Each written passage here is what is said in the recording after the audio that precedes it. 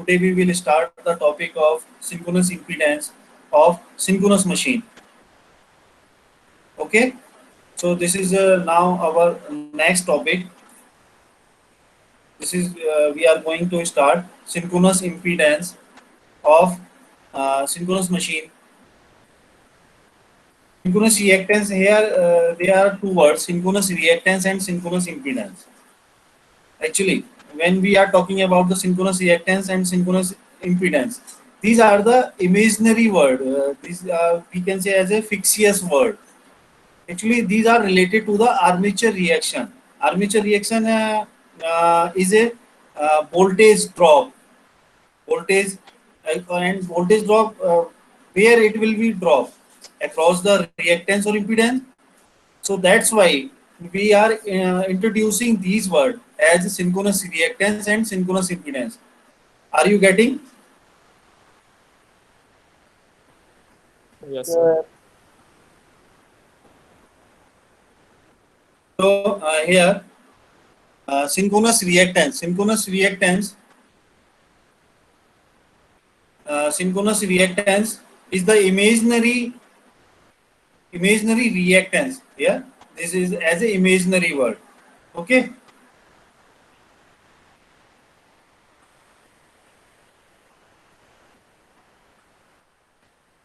Imaginary reactance employed to account for the voltage effect. Okay, are you getting? Synchronous reactance जो हम बोल रहे हैं ना, तो ये वोल्टेज इफेक्ट को ही इंट्रोड्यूस कर रहा है, उसी को ही समझा रहा है.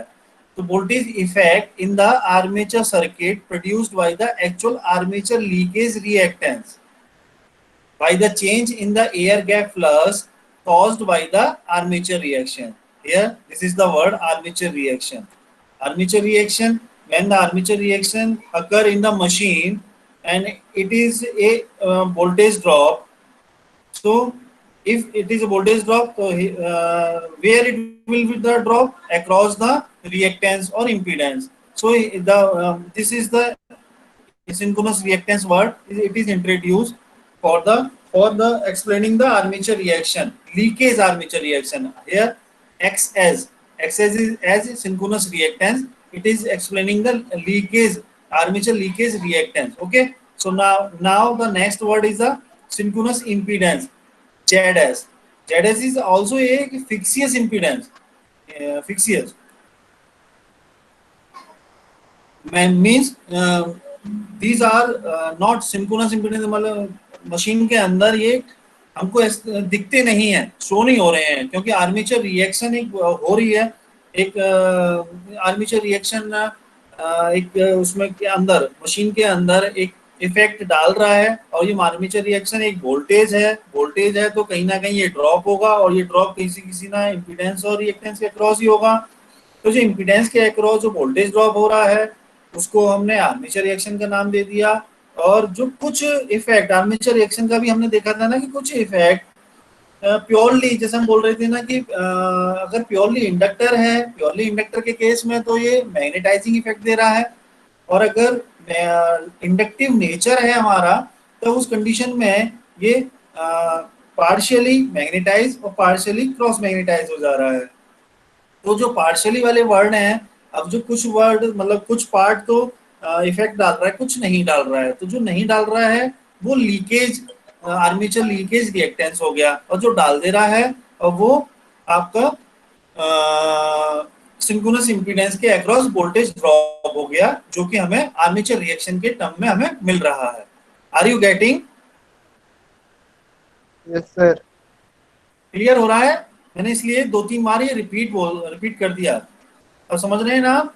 अब यहाँ से आप इसको आप मतलब एक सिंपल डेफिनेशन पढ़ के समझ सकते हैं.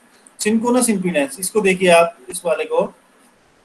Synchronous impedance is a fictitious impedance employed to account for the voltage effect in the armature circuit produced by the actual armature resistance, the actual armature leakage reactance, and the change in the air gap flux produced by armature reaction. These are words are coming from armature reaction. Okay, so the actual generated voltage consists to the summation of two component voltage. यहाँ पे हमने दो word देख लिए, एक हमने देख लिया सिंक्रोनस रिएक्टेंस वाला और एक हमने देखा सिंक्रोनस इम्पीडेंस। सिंक्रोनस रिएक्टेंस वो रिएक्टेंस हो गया जहां पर हमारा लीकेज फ्लक्स आ रहा है, एयर गैप फ्लक्स। लीकेज कहाँ होगा? मशीन के अंदर एक तो स्टेटर पार्ट है, एक रोटर पार्ट है। स्टेटर और रोटर के बीच में जो एयर गैप पार्ट है, एयर गैप के अंदर जो फ्लक्स आएगा वो लीकेज फ्लक्स हो गया। उस लीकेज फ्लक्स को हमने ये बोल दिया कि वो सिंक्रोनस रिएक्टेंस के अक्रॉस वोल्टेज ड्रॉप है।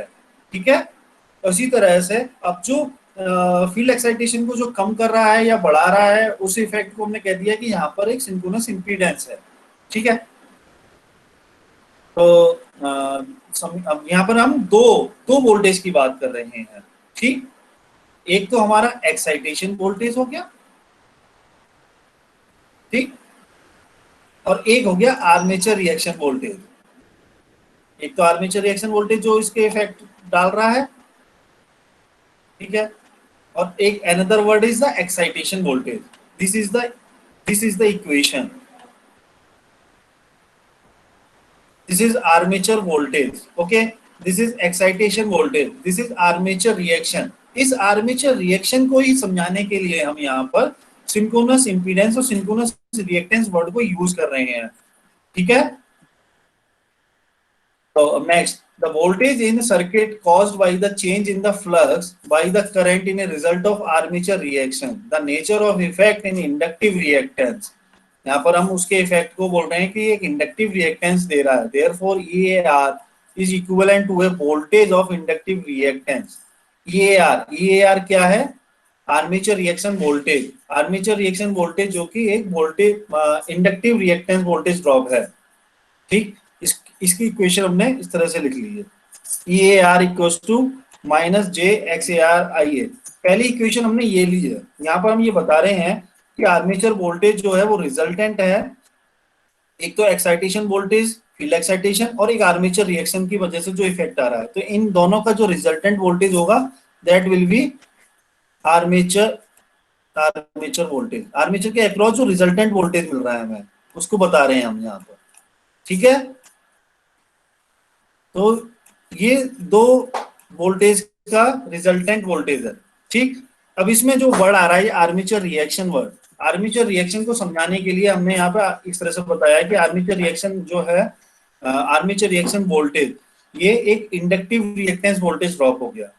ठीक है, तो यहाँ पर हमने इंडक्टिव रिएक्टेंस वर्ड यूज किया। This is actually fictitious reactance as a result of voltage is generated in the armature circuit. Armature circuit के अंदर एक वोल्टेज मिला हमें, तो आर्मेचर सर्किट के अंदर जब वोल्टेज मिल रहा है तो वहां पर एक इंडक्टिव रिएक्टेंस भी होगा। Therefore, armature reaction voltage can be modelled as an inductor in series with the internally generated voltage. उसके साथ में सीरीज में लगा हुआ एक इंडक्टर है, इसीलिए हम बोल रहे हैं वहां पर एक इंडक्टिव रिएक्टेंस वोल्टेज ड्रॉप हो रहा है। ठीक है, in addition to the effect of armature reaction, the stator winding also has a self inductance and resistance। अब स्टेटर मशीन, स्टेटर पार्ट है, जो स्टेटर पार्ट का अपना खुद का मशीन, स्टेटर वाइंडिंग का अपना सेल्फ इंडक्टेंस होगा। कोई बाइंडिंग है तो इंडक्टेंस होगा, और उनका अपना खुद का एक रेसिस्टेंस भी होगा। उसको समझने के लिए अब एक तरह से हम यहाँ पर EAR, अब देखिए आप यहाँ पे ये एल ए हमने बता दिया क्या है, self inductance of the stator winding. X A क्या है, self inductive reactance of the stator winding. R A क्या है, आर्मेचर स्टेटर रेसिस्टेंस। तो यहाँ पर हम ये टर्म, ये वोल्टेज ले ले रहे हैं ई ए। अब वोल्टेज ड्रॉप मतलब वोल्टेज मिल रहा है ना। अब एक तरह से आपने समझ लिया कि एक आर्मेचर सर्किट आप समझ सकते हैं अपने आप, जैसे हम केवीएल लगाते हैं, ये तो हमें मिला आर्मेचर वोल्टेज। ठीक है, उसके अक्रॉस वोल्टेज मिल रहा है, वोल्टेज ड्रॉप। तो यानी कि यहाँ पर ये सारे के सारे इसके अक्रॉस ये वोल्टेज ड्रॉप हो जा रहे हैं। ये सारे के सारे जो वोल्टेज ड्रॉप है, दीज आर आर्मेचर रिएक्शन की वजह से जो मिल रहे हैं। एक तो ये आर्मेचर रिएक्शन की वजह से तो ये मिला हमें, ठीक है, ये तो आर्मेचर रिएक्शन की वजह से मिला। और ये अदर जो दो वर्ड लिए हमने, दो टर्म लिए, जे एक्स ए आई ए, ये उस वाइंडिंग के सेल्फ इंडक्टेंस और सेल्फ रेसिस्टेंस है। Winding resistance and inductance. बताओ समझ में आ रहा है ये टर्म? बताओ हेलो। यस सर, आ रहा है।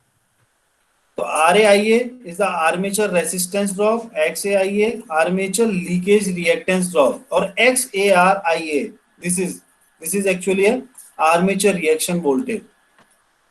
तो आप जो हम सिंक्रोनस रिएक्टेंस वर्ड का नाम दे रहे थे ना, स्टार्टिंग हमने टॉपिक स्टार्ट किया था तो हमने किस तरह से किया था, सिंक्रोनस रिएक्टेंस। तो सिंक्रोनस रिएक्टेंस जो वर्ड है वो ये है जो इसको समझाएगा। एक्स ए जो मशीन का अपना वाइंडिंग, स्टेटर वाइंडिंग का खुद का सेल्फ इंडक्टेंस हुआ, और ये आर्मेचर रिएक्शन की वजह से जो एक रिएक्टेंस है, इन दोनों के रिजल्टेंट को बोलेंगे हम synchronous reactance. Are you getting?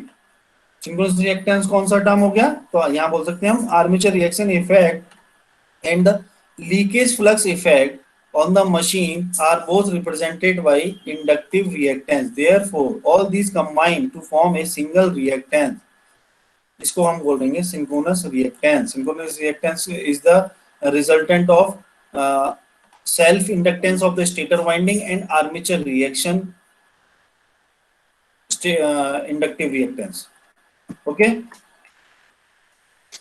और अब हम इसी तरह से, अब हमने सिंक्रोनस ये तो हमने इसको तो ये एक्स ए और एक्स ए और एक्स ए आर को तो हमने सिंक्रोनस रिएक्टेंस बोल दिया।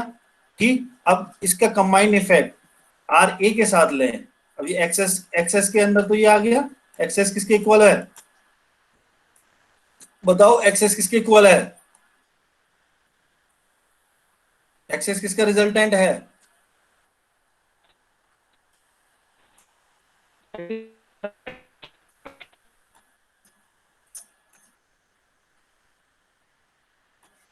X A plus x A are. अब और यहाँ पर x A plus x A are, और आर ए यहाँ पर आर ए क्या है? मशीन मतलब स्टेटर का रेसिस्टेंस, स्टेटर रेसिस्टेंस।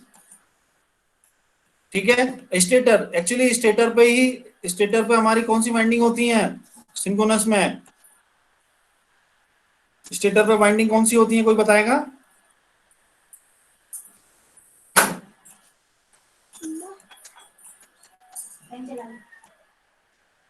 स्टेटर पे कौन सी वाइंडिंग होती हैं? स्टेटर पर आर्मेचर वाइंडिंग होती हैं, इसलिए उसको नाम दे दिया आर ए एक्स ए। ये आर ए एक्स ए जो वर्ड है, एक्स ए आर ए, ये आर्मेचर वाइंडिंग का सेल्फ इंडक्टेंस और रेसिस्टेंस हो गए।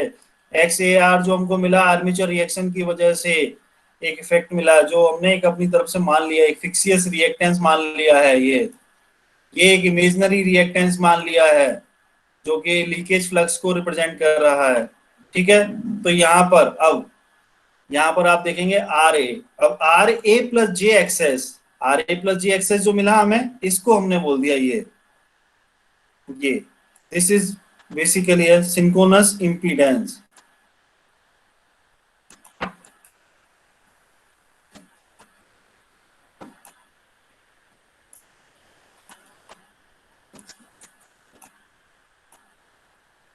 This is basically a synchronous impedance. ZS equals to RA plus JXS, जो आर्मेचर रेसिस्टेंस और सिंक्रोनस रिएक्टेंस के का कंबाइंड इफेक्ट या रिजल्टेंट इफेक्ट है। Are you getting all of you? Yes sir. ठीक है, यही हमारा इफेक्ट है। ओके,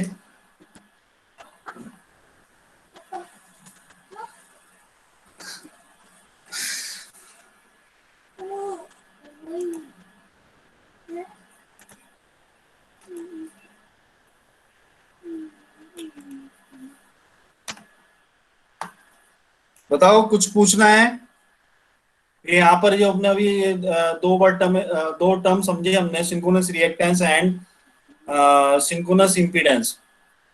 तो सिंक्रोनस रिएक्टेंस तो है एक्स ए और एक्स ए आर का रिजल्टेंट, और सिंक्रोनस इंपीडेंस जो है वो आर ए और एक्स एस का रिजल्टेंट। बताओ, क्लियर हुआ? Yes sir.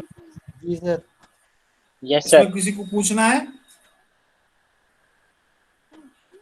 छोटा नो सा सर। टॉपिक है, लेकिन ये सिंक्रोनस के अंदर के वोल्टेज इफेक्ट को समझने के लिए काफी बड़ा है।